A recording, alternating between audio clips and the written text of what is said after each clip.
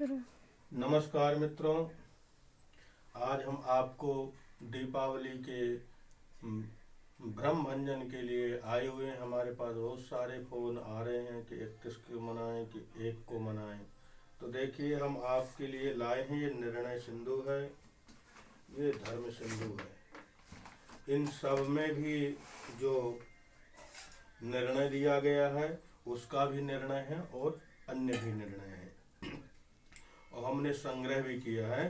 तो इसमें एक ये पत्रिका है, व्रतोत्सव मुहूर्त नारदी निर्णय पत्रिका। इसमें जो है स्पष्ट लिखा हुआ है कि दीपावली उभय दिने पूजन मुहूर्त दीपोत्सवम चतुर्दश्याम तमाया योग एवचा काल रात्रि महेशानी तारा काली प्रियंकरी। अर्थात यह रात्रि दीपोत्सव की चतुर्दशी अमावस्या के योग से काल रात्रि कही गई है। यह रात्रि तारा काली को प्रसन्न करने वाली कही गई है और ये चतुर्दशी से जो है संबंधित है। और कुछ ग्रंथों में और भी निर्णय आए हैं। कहीं कहीं आया है कि दीपोत्सवम चतुर्दश्याम कार्याम तो यम तर्पणम, यम तर्पण और जो है चतुर्दशी से संबंधित अमावस्या को करना चाहिए। ब्रह्म पुराण में आया है कि अमावस्या चतुर्दश्यो प्रदोषे दीपदानतः यम मार्गाधिकारोभ्यो मुच्यते कार्तिकेयनरः। और कार्तिक मास की अमावस्या चतुर्दशी तिथि में प्रदोष काल में दीपदान से मनुष्य यम मार्ग के अधिकार से मुक्त हो जाता है। और स्कंद पुराण में कहा, ततः प्रदोष समये दीपान दद्यात् मनोरमाम, प्रदोष समय में मनोरम दीपों को दें। और एक विषय और आता है कि प्रदोषार्ध रात्र व्यापनी मुख्या, कि प्रदोष के समय जो दीपावली है, चतुर्दशी के उपरांत अमावस्या है, उस अमावस्या को यदि प्रदोष काल में अमावस्या और अर्धरात्रि में अमावस्या है तो वही मुख्य मानी जाती है। और इसके बाद में यहाँ कहा गया, यदि साधक परा ग्रहण करते हैं परा तिथि को, तो प्रदोष तो उसके लिए मुख्य हो जाता है, परंतु आधी रात को अनुष्ठान का अभाव रहता है, इसलिए जो है पूर्व में ही ग्रहण करना चाहिए। और एक बात है, इसमें ब्रह्म पुराण में कहा गया है कि आधी रात के समय घरों में आश्रय प्रदान करने के लिए लक्ष्मी घूमती है। अर्धरात्रे भ्रमित्येवा लक्ष्मी राश्रितुम गृहान। और कुछ लोग कहते हैं कि स्वाति के नक्षत्र के योग में विद्वान जो है ग्रहण करते हैं कि स्वाति नक्षत्र में ही, जब स्वाति नक्षत्र हो उसी समय दीपोत्सव करना चाहिए।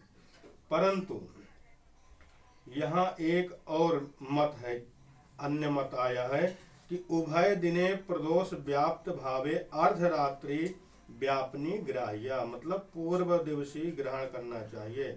तस्या लक्ष्म्या गमन कालात त्वभिधावात, अमावस्या के योग में जो है सभी लोगों ने कहा है। अब आते हैं धर्म सिंधु में। लोग धर्म सिंधु लेते हैं, ये है धर्म सिंधु। आपकी ये धर्म सिंधु नामक पुस्तक है। इसमें भी स्पष्ट लिखा हुआ है कि पूर्व दिन में ही प्रदोष विषय व्याप्त होवे तब लक्ष्मी पूजा आदि में पूर्व विद्या अमावस्या लेनी चाहिए। और पर विद्या कब लेनी चाहिए? अभ्यंग स्नान आदि विषय पर विद्या लेनी चाहिए। इस तरह दोनों दिन प्रदोष व्याप्त में अमावस्या को जानना चाहिए, ऐसा दिया गया इसमें। और दूसरी बात, ये धर्म सिंधु के बाद निर्णय सिंधु आता है। ये है निर्णय सिंधु। तो निर्णय सिंधु में बताया गया है इसमें भी कि मतलब पर ही ग्रहण करना चाहिए दूसरे दिन। इसमें लिखा हुआ है कि कार्तिक मास के प्रथम दिन में जब स्वाति नक्षत्र हो तो अभ्यंग स्नान दिन के उदय में करें। और किसी का मत इसी में ही लिखा है कि स्वाति योग के बिना भी अभ्यंग कहा गया है ना। और दीपावली की अमावस्या को प्रारंभ कहा है कि अमावस्या, संक्रांति, रविवार, व्यतिपात और दिनक्षय में इसमें प्रातः काल पापों को हटाने के लिए अभ्यंग करने से दोष नहीं होता है। स्वाति योग के बिना भी अभ्यंग कर सकते हैं। और यहाँ दिया है कि यम तर्पण में भी दिया गया है कि चतुर्दशी तिथि में दीपोत्सव तथा यम तर्पण करना चाहिए। इस तरह से। और ब्रह्म पुराण में, स्कंद पुराण में ये दिया गया है कि प्रदोष में दीपों को देना चाहिए। हेमाद्रि में स्कंद पुराण में कहा गया है कि प्रदोष समय में मनोरम दीपों को दें। ब्रह्मा विष्णु शिव आदि के भवनों में तथा मठों में मतलब दीपदान देना चाहिए। कार्तिक मास की अमावस्या और चतुर्दशी तिथि में प्रदोष काल में दीपदान से मनुष्य यम मार्ग के अधिकार से मुक्त हो जाता है। इस तरह से इस निर्णय सिंधु में भी लिखा हुआ है। पर निर्णय ये है कि देश काल परिस्थिति में क्षेत्र अपने अपने क्षेत्रों में सूर्य उदय सूर्य अस्त इत्यादि होता है। तो जिस दिन में जिसके यहाँ जैसा सूर्य उदय या सूर्य अस्त हो उसी के अनुसार से दीपोत्सव मनाना चाहिए, दीपावली मनानी चाहिए। और फिर भी यदि दोनों दिन में हम इसमें स्पष्ट लिखा हुआ है, ये देखिए पूर्वी क्षेत्र काशी इत्यादि में 31 तारीख को और ये पश्चिमी क्षेत्र दिल्ली मथुरा इत्यादि में 1 तारीख को इस निर्णय में जो है लिखा हुआ है। तो यदि 31 तारीख की आप लोग मानते हैं पूर्वी क्षेत्र के अनुसार से, तो पूजन का मुहूर्त सुन लें। सायंकाल 5 बजे से लेकर के सायंकाल 8:23 तक 31 अक्टूबर को मनाई जाएगी दीपावली। उसका पूजन का मुहूर्त और मध्य रात्रि का है 11:55 से लेकर के रात्रि 3 बजे तक। ये मुहूर्त 31 तारीख के हैं। जो दीपोत्सव दीपावली मना रहा है 1 तारीख को, तो उसके लिए भी पूजन मुहूर्त है कि दोपहर में 3:18 से लेकर के 4:35 में भी पूजा करें और सायंकाल 5:15 से 8:19 तक पूजा करें और मध्य रात्रि में 11:57 से 3:07 तक 1 तारीख को करें। ऐसा निर्णय है। और निर्णय जो है, यदि व्यक्ति